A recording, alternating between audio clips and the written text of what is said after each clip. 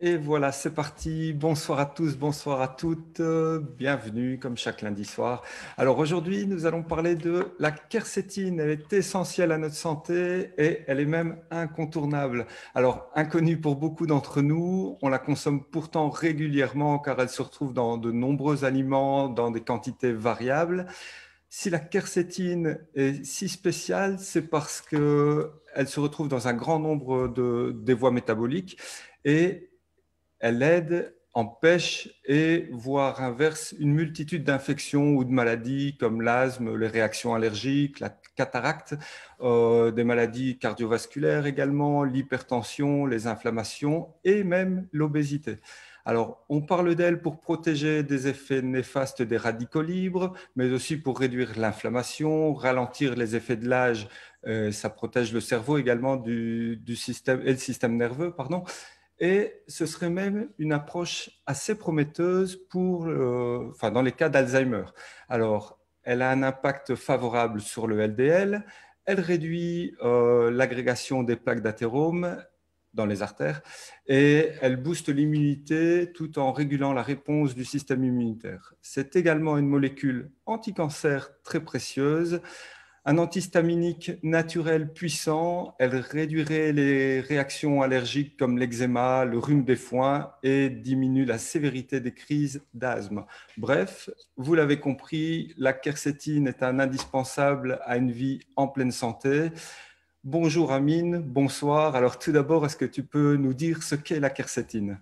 Bonsoir Cédric et bonsoir tout le monde. Alors la quercétine est un polyphénol et qu'on retrouve dans une multitude d'aliments.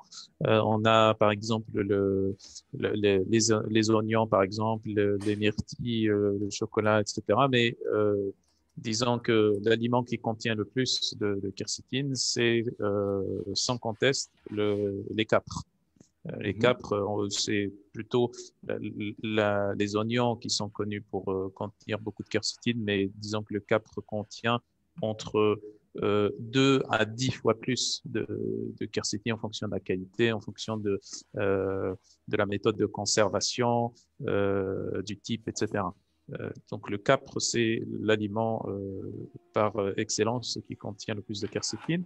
Donc la quercétine est un polyphénol qui appartient au groupe des flavonoïdes et au sous-groupe des flavonols. Donc dans les flavonoïdes, on a les flavonols, les flavanes, etc. On a plusieurs sous-groupes. Et donc la quercétine est un flavonol. Donc ça intervient dans différentes voies, comme tu l'as bien expliqué. C'est un polyphénol et ça c'est une caractéristique qui n'est pas spécifique à la quercétine, mais à la plupart des polyphénols, ils ont des effets pléiotropes. Ça agit sur différentes voies, dans différents systèmes, et ça régule le métabolisme de façon extrêmement puissante. Alors, est-ce que tu peux nous parler, c'est une question habituelle, hein, mais tu peux nous parler de son métabolisme? Le métabolisme de la quercétine ressemble beaucoup au métabolisme d'autres flavonoïdes Mhm. et surtout aussi, à certains égards, à la vitamine C. Donc, on retrouve par exemple la vitamine C comme un protecteur des vaisseaux, par exemple, contre l'oxydation et du coup contre la formation des plaques d'athérome. Et bien, la quercétine, elle a le même effet en plus puissant. Donc on connaît très bien ce que peut engendrer une carence en vitamine C, Mhm. notamment le scorbut. Et donc par le scorbut, lors du scorbut, il y a une fragilisation des vaisseaux et on meurt par cette fragilisation parce qu'à un moment donné, plus les, euh, les vaisseaux vont se fragiliser et ils vont exploser à cause du stress oxydatif, à cause de la fragilité, et ça va créer la mort, tout simplement. Et la quercétine, et la vitamine C bien sûr, et la quercétine peut protéger les vaisseaux dans ce sens-là. Donc il y a cet effet-là, donc anti-stress oxydatif, anti-inflammatoire, protecteur des vaisseaux, qui peut aussi s'étendre au cœur. La quercétine est un cardioprotecteur aussi. Euh, Et puis, bien entendu, on a des effets antihistaminiques et c'est pour la raison pour laquelle j'avais expliqué que les effets de la quercétine étaient à certains égards semblables ou similaires à ceux de la vitamine C, parce que la vitamine C est aussi un antihistaminique. Ça n'agit pas sur la même voie métabolique, mais la quercétine permet, en tant qu'antihistaminique, permet d'inhiber la production d'histamine et permet également d'inhiber la dégranulation des mastocytes, qui sont les cellules du système immunitaire qui produisent et libèrent l'histamine dans les tissus. Donc, l'histamine permet de les inhiber, que ce soit en production ou en libération. Donc, ça, c'est aussi un autre effet métabolique extrêmement intéressant.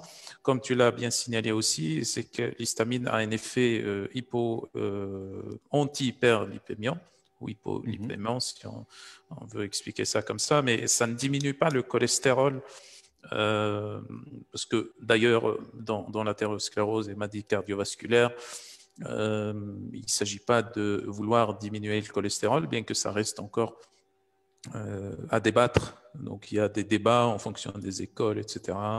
Statine ou pas, etc. Donc, on ne rentre pas dans ces débats-là. Par contre, ce que la quercétine fait, c'est qu'elle protège les LDL cholestérol contre l'oxydation. Et ça, c'est un fait que ça influence le risque cardiovasculaire, ça diminue le risque cardiovasculaire parce que dans l'athérosclérose, on a plusieurs composantes. On a déjà l'inflammation. Bon, ça commence déjà par un stress oxydatif important, de l'inflammation qui va donc ramener les macrophages pour disons, nettoyer, etc. Mais en réalité, ça va créer un cercle vicieux d'inflammation au niveau des vaisseaux, de la paroi interne des vaisseaux. Comme la paroi interne des vaisseaux est extrêmement fragile, puisqu'il s'agit d'une juxtaposition d'une monocouche de cellules épithéliales, tout comme au niveau de l'intestin. Donc, ça va créer une fragilité importante à cause du stress oxydatif et à cause de l'inflammation. Et à ce moment-là, il va y avoir une fixation plus importante des lipides qui circulent dans les vaisseaux et de calcium aussi. Donc tout ça, ce sont les composantes de l'athérosclérose. Et donc, dans ce sens-là, la quercétine va empêcher l'oxydation, ou en tout cas, ça va participer à la diminution de risque d'oxydation des LDL. Et donc, s'il n'y en a pas d'oxydation des LDL, les LDL ne vont pas aller se fixer sur la paroi vasculaire et ne vont pas aggraver la situation. Donc ça, c'est aussi un autre effet métabolique très, très important. Un autre effet aussi que tu avais cité par rapport à l'Alzheimer, donc c'est au-delà de l'Alzheimer et de l'amélioration des performances cognitives et de la prévention des démences, etc. Donc ça a aussi un effet neuroprotecteur, puisque avec ces effets classiques de polyphénol, de flavonoïdes, elle a des effets antioxydants, anti-inflammatoires qui vont protéger les nerfs, donc les nerfs ou disons les fibres nerveuses ou les connexions interneuronales. Et c'est ce qui va protéger surtout ce qui est important dans la neurodégénérescence. En tout cas, l'un des paramètres les plus importants, c'est les cellules de Schwann qui produisent la gaine de myéline. Quand elles sont détruites par le stress oxydatif et ou par l'inflammation, eh ben ça produit une démyélinisation massive, ce qui produit des maladies neurodégénératives assez généralisées, comme le maladie de Charcot, sclérose en plaques, etc. Alzheimer aussi. Donc la quercétine empêche ça aussi. Ça a cet effet d'améliorer en tout cas ou de permettre la protection des cellules de Schwann et des neurones aussi, et des astrocytes aussi, donc toutes les composantes qui sont dans le système nerveux. Autre effet extrêmement intéressant aussi, que tu as aussi d'ailleurs signalé, c'est par rapport aussi au cancer. Donc, alors ici, on ne dit pas que la quercétine guérit les cancers, ce qui est à débattre. Il reste, mais par contre, ça a un effet, un réel effet. Je ne dirais pas préventif, mais au niveau moléculaire en tout cas, ça inhibe la cancérogénèse. Ça inhibe la cancérogénèse avec toutes les répercussions et toutes les implications. Ça a un effet protecteur quand on a disons un processus de régénération, parce que dans un processus de régénération, on a la prolifération, la croissance cellulaire, etc. Et donc, cette prolifération, cette augmentation de la prolifération de la croissance cellulaire va induire pourrait en tout cas augmenter le risque de cancérogénèse, et la quercétine diminue ce risque aussi dans ce sens-là. Et puis, on a aussi l'effet classique de la quercétine qui est l'effet antimicrobien et surtout antiviral. Dans ce sens, il y a 2 études qui ont été faites, qui ne sont pas des études in vivo, des études in vitro, qui ont été faites sur la quercétine, pour tester l'effet de la quercétine sur 2 types de coronavirus, pas celui-ci, pas le coronavirus responsable de la COVID-19, le SARS-CoV-2, mais plutôt le SARS-CoV, celui de fin 2003-2004, et puis le MERS-CoV aussi, le coronavirus du Moyen-Orient. Donc là, ça montre des effets très intéressants, des effets d'efficacité de la quercétine contre ces virus. Encore une fois, je répète ici, ce ne sont pas des études in vivo, encore moins des études cliniques, c'est des études in vitro. On avait eu à un moment donné un prof canadien qui avait expliqué que la quercétine, au tout début de cette pandémie, que la quercétine était intéressante dans le traitement de la COVID-19. À un moment donné, tout le monde s'est tombé dessus pour dire que c'est faux, etc. Donc tout ça, c'est des polémiques à voir, mais c'est la même chose que la vitamine D, et on disait que la vitamine D ne sert à rien dans le cadre de la prévention ou de cette pandémie, alors que maintenant on a un nouvel essai clinique, et même avant on avait un autre aussi, où on utilisait de la vitamine D pour non pas prévenir la COVID-19, mais pour traiter la COVID-19. C'est un essai clinique. Et qui est d'ailleurs d'excellente qualité méthodologique. Donc la quercétine a cet effet antiviral très très intéressant, et qui permet qui empêche d'ailleurs le virus de se fixer sur les cellules, parce que au niveau de l'effet antiviral, on a plusieurs targets, plusieurs cibles métaboliques.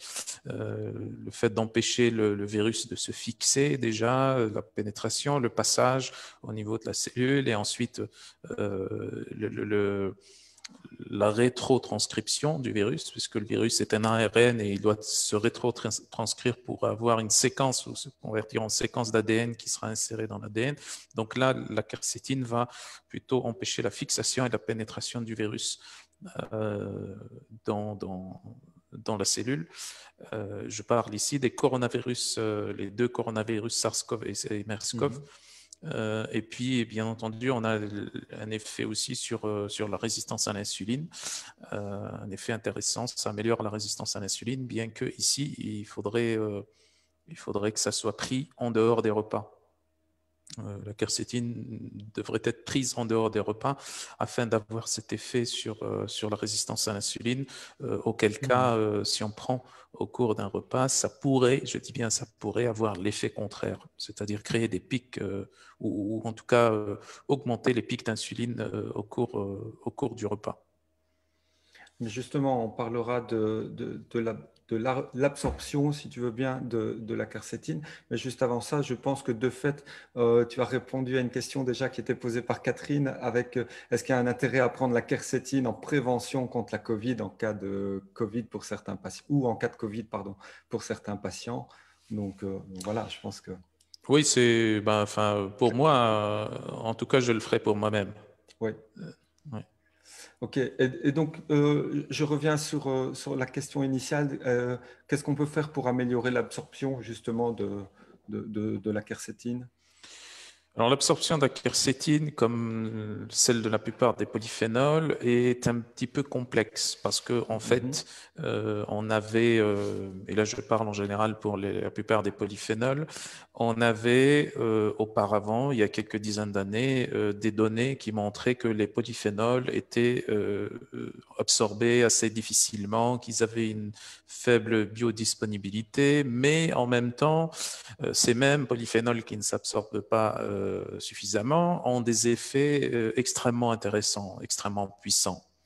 si on parle de la quercétine, c'est des milliers de fois plus antioxydant que la vitamine C, qui est l'antioxydant en quelque sorte de référence, ou en tout cas le plus connu. Donc, on avait ce paradoxe en fait du fait que les polyphénols avaient une faible biodisponibilité et en même temps qu'ils avaient des effets pléiotropes extrêmement puissants.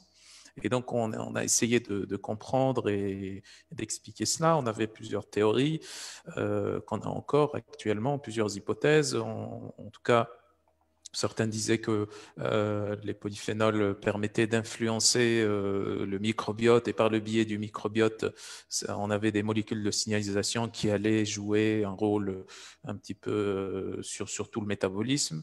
On avait aussi d'autres hypothèses selon lesquelles même le faible taux de polyphénol, de quercétine absorbée pouvait donner aussi des effets intéressants et que c'était suffisant. Et puis, à un moment donné, on s'est rendu compte qu'en réalité, on ne mesurait pas les bonnes molécules, en fait. Parce que dans une étude de biodisponibilité, qu'est-ce qu'on fait? On va donner une molécule, notamment ici la quercétine, et puis on mesure avant et après. Et on s'est rendu compte, en réalité, il y avait en tout cas plusieurs métabolites. Et ces métabolites, elles émanent de la métabolisation de la quercétine par le microbiote. Et ces métabolites-là, en fait, c'est-à-dire que la quercétine sera métabolisée par le microbiote et puis ensuite absorbée, mais pas sous la forme initiale. Ça change de molécule et en fonction des souches qui vont métaboliser, on obtient des métabolites différents. Et ce qui est connu aussi actuellement, c'est que on a 3 groupes de réactions qui permettent l'absorption de la quercétine. On a par exemple la glucuronidation, on a la sulfatation et on a la O-méthylation. Et chacune de ces réactions va produire certains métabolites de la quercétine.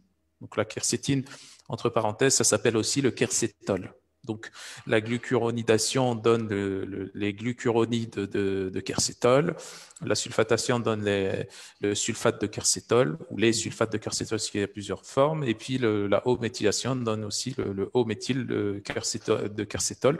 Et donc l'ensemble de ces molécules-là ou de ces métabolites-là sont absorbées et quand on regarde l'absorption par rapport à ces métabolites-là et non pas par rapport à la molécule initiale de quercétine, eh bien, on retrouve qu'elle a une absorption assez intéressante, bien que ça reste une molécule qui est liposoluble et c'est ce qui fait que ça doit être pris, ou ça devrait en tout cas être pris au cours du repas, sauf que ici c'est beaucoup plus complexe que ça, puisque on se rend compte que la quercétine et d'autres polyphénols aussi, lorsqu'ils sont pris au cours du repas, ou ils pourraient en tout cas avoir dans certaines conditions des effets sur la résistance à l'insuline, c'est-à-dire que ça va augmenter la résistance à l'insuline au cours du repas. Et dans ce cas, la problématique en fait c'est ça, c'est que si on prend en dehors du repas, ça diminue son taux d'absorption, sauf que ça améliore la résistance la sensibilité à l'insuline. Si on prend au cours du repas, ça augmente son absorption, sauf qu'on augmente la résistance à l'insuline. Donc, qu'est-ce qu'on fait à ce moment-là? Eh bien, on choisit, dans ce cas, on devrait en tout cas choisir de prendre la quercétine en dehors du repas pour ne pas augmenter la résistance à l'insuline et en même temps rajouter quelque chose avec la quercétine qui permet d'améliorer son absorption, même si c'est en dehors du repas.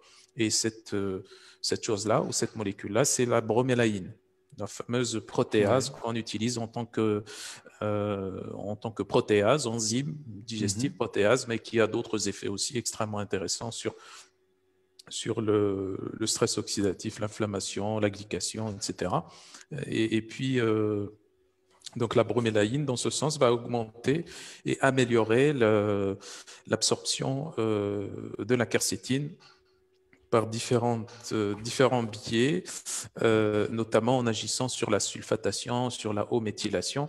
Donc, ça va améliorer en réalité l'absorption de la quercétine, indépendamment du fait que la quercétine est liposoluble et qu'il faudrait la prendre au cours du repas. Et dans ce sens-là, on résout le paradoxe du fait de l'influence de la quercétine sur la résistance à l'insuline. C'est toujours intéressant à savoir, évidemment, parce qu'on peut trouver beaucoup de compléments exclusivement avec de la quercétine. Et c'est vrai qu'une des questions qui revient souvent, c'est quand est-ce qu'on doit le prendre, à quel moment, pendant le repas, au repas. Et puis, voilà, c'est trouver un peu, de faire l'équilibre entre ce qui est bon et ce qui est très bon. Donc, est-ce que tu peux nous parler des différentes de ces applications, en fait?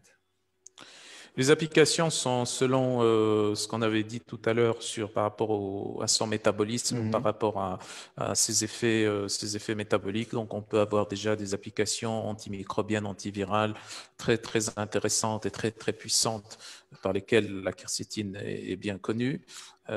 Et d'ailleurs, même dans la tradition ancienne, la tradition des grands-mères, etc., on utilise l'oignon ou ses dérivés justement en tant qu'antiviral, antimicrobien, etc. C'est pas pour rien parce qu'il contient aussi de la quercétine. Et puis également, on peut l'utiliser comme dans le cas des maladies neurodégénératives, soit en prévention, donc chez les personnes à risque, chez les personnes âgées, même si elles n'ont pas forcément de problèmes neurodégénératifs. Donc là, ça serait intéressant de donner. Et même pendant aussi, au cours d'une maladie neurodégénérative, ça permet aussi d'améliorer les statuts d'inflammation et de stress oxydatif dans le cerveau. On a des données là-dessus. On a des études là-dessus, pas forcément des essais cliniques, mais on a des données, en tout cas expérimentales, qui montrent que ça aide beaucoup dans le cas des maladies neurodégénératives.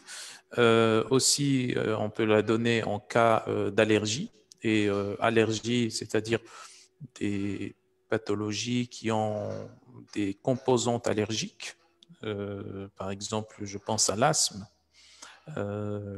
ou les BPCO, où on a une composante allergique. Bien sûr, l'asthme ne contient pas n'est pas déterminé uniquement par l'allergie ou la composante allergique. On a aussi une composante oxydative, du stress oxydatif, une composante inflammatoire, et puis une composante de régulation autonome aussi. Donc la quercétine, puisque c'est un polyphénol, c'est un antioxydant, anti-inflammatoire extrêmement puissant, plus son activité ou son effet antihistaminique. Donc ça aide beaucoup.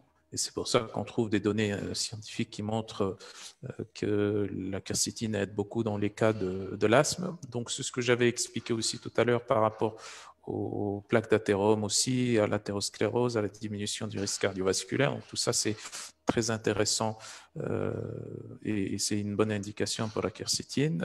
On a aussi, dans les cas de risque élevé pour les cancers hormonodépendants, bien entendu, il ne s'agit pas ici de dire que la quercétine va avoir un effet anticancéreux ou autre, mais bien entendu, ça doit être combiné avec un traitement, avec tout un protocole, etc. Mais ça apporte des effets intéressants dans ce sens si c'est bien utilisé. Aussi, l'intolérance à l'histamine aussi peut être intéressante. La quercétine peut être intéressante pour la résistance à l'insuline, à la résistance à l'histamine, surtout dans le cas, donc l'intolérance à l'histamine ou dans les cas où l'intolérance à l'histamine a des implications intestinales, digestives, aussi ORL. Donc là, ça pourrait être intéressant puisque, comme on l'avait déjà expliqué, ça a des effets sur les mastocytes. Donc ça inhibe la production d'histamine, la dégranulation des mastocytes. C'est très, très intéressant d'utiliser la quercétine, pas seul, mais en tout cas dans un protocole d'intervention équilibré. Et dans ce sens-là, il ne faudrait pas oublier que l'histamine, par exemple, au niveau digestif, pourquoi elle est libérée? Eh bien, elle a différents rôles et parmi les rôles les plus importants, c'est la synthèse des enzymes digestives, notamment surtout au niveau de l'estomac, la stimulation de la libération de l'HCl et donc du coup de la conversion du pepsinogène en pepsine, qui est l'enzyme, la fameuse enzyme de l'estomac, la protéase. Et donc dans ces cas-là, chez les patients qui ont une intolérance à l'histamine, ils vont avoir des des symptômes classiques d'intolérance à l'histamine. Donc, quand on réduit l'histamine par la quercétine ou par d'autres molécules aussi antihistaminiques, ce qui va se passer, c'est qu'on va diminuer la quantité de sucre digestif. Et donc, on va créer une sorte d'indigestion ou d'indigestion aux protéines. Et dans ce cas, il faudrait compenser ça par des protéases. Donc ça, c'est par rapport à l'intolérance à l'histamine. Donc la quercétine peut être utilisée en général à peu près dans quasiment tous les domaines. On ne peut pas limiter son utilisation à certaines indications, mais disons que les indications que je viens d'expliquer sont les plus importantes et sont les plus abondantes, en tout cas dans la littérature scientifique. D'accord, alors je suis en train de lire les questions en même temps et j'avais une question justement, est-ce que dans les applications, pour les rhinites allergiques, est-ce qu'on peut en donner? Oui, bien sûr, c'est Bien sûr. très, très, très intéressant, très, très puissant comme molécule, surtout tout ce qui concerne l'ORL. J'avais cité BPCO et asthme, mais ça s'applique aussi aux sinusites ou autres. Après, bien sûr, il y a une différence entre les phases aiguës et aussi les phases subaiguës ou les phases chroniques. Donc les phases aiguës, il ne faut pas donner uniquement de la quercétine. Il faut que ça soit un complexe tout un protocole. Dans les phases chroniques, on peut donner de la quercétine seule pour disons, diminuer les manifestations aiguës et espacer aussi ces phases aiguës. Oui. Alors, quelle synergie est-ce qu'on pourrait avoir avec la quercétine?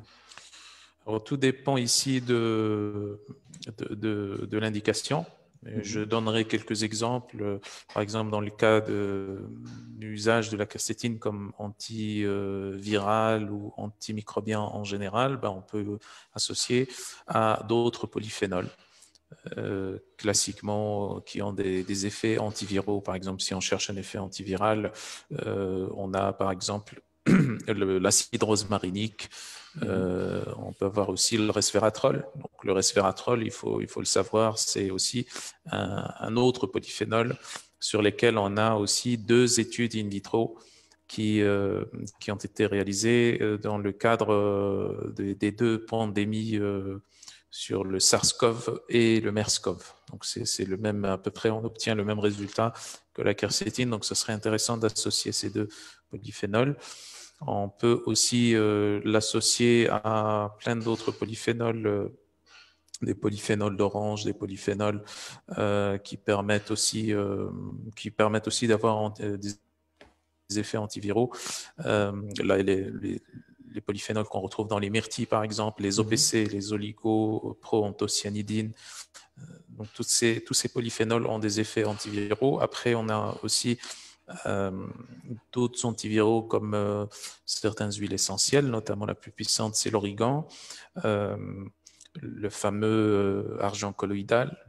Il y a plein de produits ou de molécules qui sont antimicrobiennes, antivirales et qu'on peut associer à la quercétine. C'est ça l'intérêt de la quercétine, c'est qu'elle est un peu polyvalente. C'est comme la vitamine C.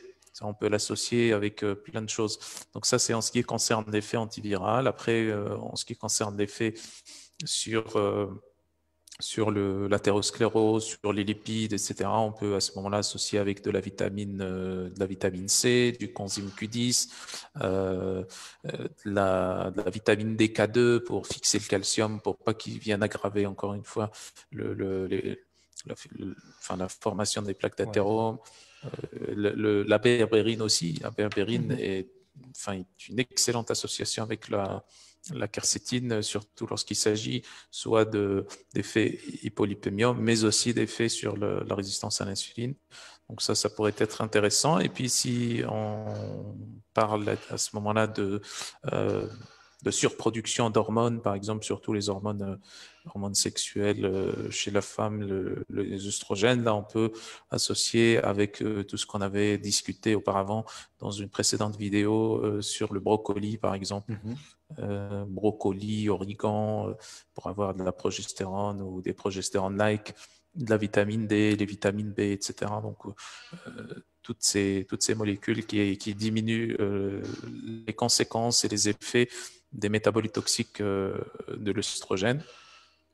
Et donc, par exemple, pour l'histamine, là, on peut l'associer avec la vitamine C, par exemple, ou avec de la DAO aussi, la fameuse enzyme qui dégrade l'histamine. Donc, on a en fait un nombre illimité d'associations en fonction des indications. Il n'y a pas de problématique à associer la quercétine à différentes autres molécules. On n'a pas de limite, en fait. On n'a pas d'interaction. Ok, merci. Alors, je vais quand même noter sur mon petit carnet, mon petit calepin, de t'offrir une bouteille d'huile pour ta chaise qui est en train de grincer. D'accord. Je t'ai fait envoyer ça, c'est promis. Maintenant, Ok. concernant les questions, j'ai Mathilde qui nous demande combien d'écart entre la prise de zinc ou de cuivre et de quercétine qui sont pris tous les deux hors repas, s'ils sont pris tous les deux hors repas. Rien n'empêche de prendre du zinc avec de la quercétine. Par contre, je ne vois pas pourquoi on prendrait du cuivre et dans quelles conditions. Mais en tout cas, pour le zinc, sauf si c'est du zinc sous forme aminocomplexée, Ouais. bisglycinate par exemple, là, ça serait plus intéressant de le prendre au cours d'un repas. Et à ce moment-là, la question ne se pose même pas parce que le zinc est pris au cours du repas, la quercétine en dehors du repas. Mais sinon, rien n'empêche de prendre du zinc en association avec la quercétine. Ok, alors Hélène qui nous demande la quercétine étant dans le phénolactive. Donc pour ceux qui ne savent pas le phénolactive, vous la retrouverez dans une vidéo, vous retrouverez ce dont on a parlé sur les polyphénols d'ailleurs, hein. Donc la quercétine étant dans les phénolactives mais sans bromélaïne, donc de préférence hors repas, c'est bien ça? Pas forcément. Hmm. Parce que au repas, c'est-à-dire on parle ici de la quercétine avec bromélaïne, celle-là on peut la prendre au repas. Pour le phénolactive aussi, on peut le prendre sans aucun souci au repas parce qu'en fait il s'agit d'une combinaison de polyphénols et les polyphénols en fait ils améliorent leur absorption mutuellement. Et le phénolactive en fait il contient si je me souviens bien, 11 extraits. Ouais, ou quelque 11 chose comme ça. extraits, Ouais, ouais, voilà, ouais. avec d'une centaine de Mhm. polyphénols, parce que chaque extrait contient Des plusieurs polyphénols, polyphénols. ouais. Donc, ça contient plus d'une centaine de polyphénols et donc ça améliore l'absorption des polyphénols quand on a un ensemble de polyphénols synergiques qui fonctionnent ensemble. Donc là, il n'y a pas de souci à prendre en dehors de repas. Pas de souci, pas de problème. Ok, alors est-il plus intéressant de prendre seulement la quercétine ou un cocktail de polyphénol pour améliorer les statuts de l'inflammation et du stress oxydant? Il est bien entendu clair Mhm. qu'une combinaison de polyphénol serait euh, bien plus intéressante que la quercétine si on veut avoir cet effet anti-stress oxydatif, anti-inflammatoire, anti-stress métabolique en général. Ça, c'est clair. Après, pour certaines indications précises, la quercétine serait plus intéressante, notamment, je pense, à l'effet antiviral, par exemple, ce qu'on avait discuté là, anti-coronavirus. Donc là, ça pourrait être plus intéressant d'avoir plus de quercétine que d'autres polyphénols, bien que le resveratrol aussi pourrait constituer une bonne synergie. Mais sinon, c'est des choix à faire. Ouais. Ok, alors Fatima, une question que j'adore. Quelle est la posologie? Ça, c'est la première partie de la question. Et une marque valable. C'est cette deuxième partie que moi, j'adore. Oui, pour la posologie, en fonction de l'indication, enfin, je dirais qu'on va de 100 à 1 gramme, de 100 milligrammes à 1 gramme. 1 gramme, c'est beaucoup, hein, c'est vraiment enfin, le top de ce qu'on peut donner comme posologie. Mais pour l'effet antiviral, ça tourne autour de 500 milligrammes à peu près. Et pour une marque valable? Je dirais NRD, puisque Puisque soyons clairs, personnellement, je travaille pour Nutrilogix et son laboratoire NRD.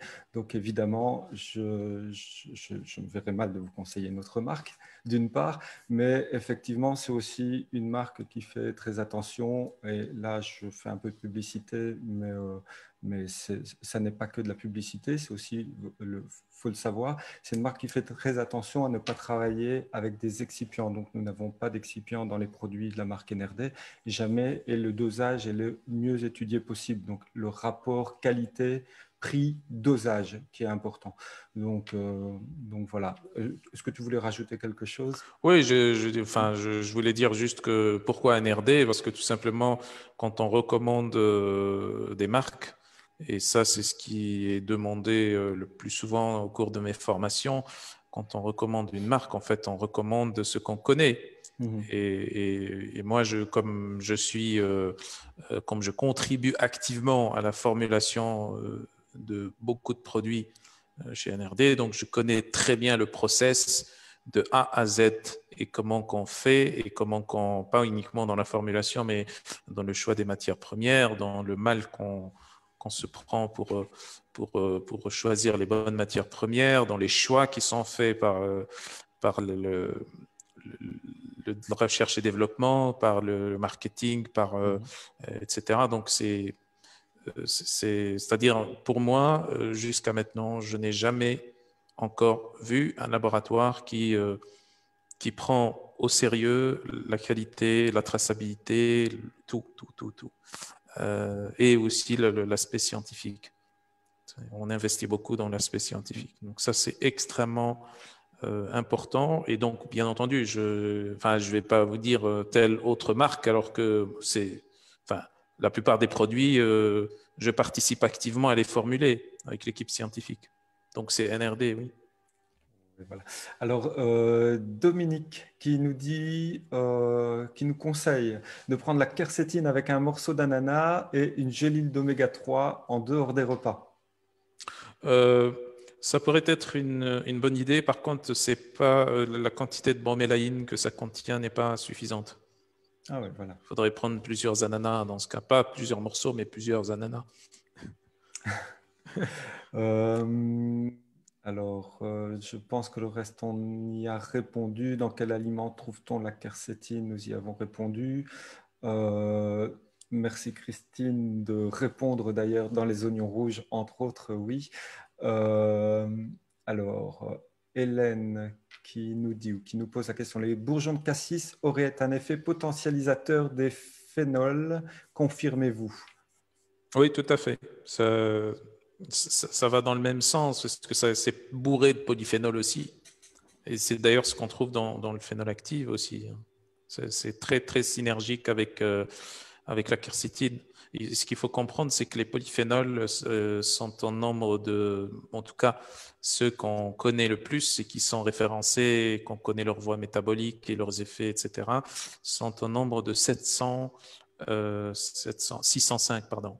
605 référencés dans la base de données de l'INRA, si je me souviens bien. Et bien sûr, il y en a des milliers d'autres. Hein. Il y a plus de 6000 autres polyphénols, du moins pour ceux qui ont été identifiés, mais sur lesquels on ne connaît pas beaucoup de choses. Et donc, ces polyphénols, ces centaines de polyphénols, ces milliers de polyphénols sont classés en différents groupes et sous-groupes. Et il y a certains sous-groupes qui ont des affinités. qui se ressemblent, soit qui se ressemblent moléculairement, soit qui se ressemblent au niveau des sites actifs des molécules, et soit, même s'ils ne se ressemblent pas moléculairement au niveau des sites actifs, mais qui ont des effets synergiques, notamment dans l'absorption, dans l'inflammation, etc. Donc, il y a au niveau de l'inflammation ou au niveau du stress oxydatif, il y a beaucoup de targets, des cibles métaboliques. Et quand on agit sur certaines cibles métaboliques, ça a un effet beaucoup plus efficace que quand ça agit aléatoirement. Donc, par exemple, là, les polyphénols du cassis, ou en tout cas des bourgeons de cassis, parce que ça contient encore plus de polyphénols, là, c'est bien synergique avec la quercétine, entre autres, et les flavonols en général. D'accord. Alors, Mouchi, dont j'ai oublié le prénom, j'en suis désolé, nous demande les effets sur l'intestin spasique. L'intestin spasique ou spasmodique, je crois. Bon, je ne sais pas, ou spastique. Oui. Mais bon, dans tous les cas, tout dépend de la cause. Mais en général, bon, si c'est dû, par exemple, à un problème d'intolérance à l'histamine, comme on avait expliqué, ou si c'est dû à une inflammation ou une intolérance ou autre, peu importe, la quercétine pourrait aider. Après, si c'est dû à d'autres causes dans lesquelles la quercétine n'est pas impliquée dans le métabolisme, ça, je ne sais pas. Mais bon, je ne sais pas déjà... Enfin, ça correspond à quoi, spasique? Est-ce que c'est spasmodique ou est-ce que c'est autre chose? Voilà, peut-être que la question reviendra après. Alors, on a beaucoup de questions, donc je vais accélérer et tant mieux d'abord. Hein, merci de nous poser toutes ces questions. Alors, Dominique qui nous pose la quercétine agit-elle sur le NFR2? Je ne sais pas, aucune idée. Je n'ai pas eu d'informations. Enfin, mais je vérifierai et peut-être qu'on mettra la réponse par commentaire. Dominique, si on trouve la réponse, on te l'envoie et on l'envoie à tout le monde, en tout cas en commentaire, oui, effectivement. Quelle est la durée maximum de prise de phénol active? Là, on est parti dans les phénols, attention. Et les fenêtres thérapeutiques. Là, je renverrai peut-être vers la précédente vidéo pour ne pas confondre le tout. Durée de la cure. Tout dépend. Pour la quercétine, si c'est effet antiviral, à ce moment-là, ben, ça va durer le moment où, disons, le nombre de jours qu'il faut pour pouvoir renverser l'infection. Et à ce moment-là, c'est comme j'ai bien expliqué, ça doit être combiné avec d'autres composants. Après, quand l'infection est passée, on peut avoir une durée d'1 mois, par exemple, et voir un petit peu. Ensuite, peut-être on change avec un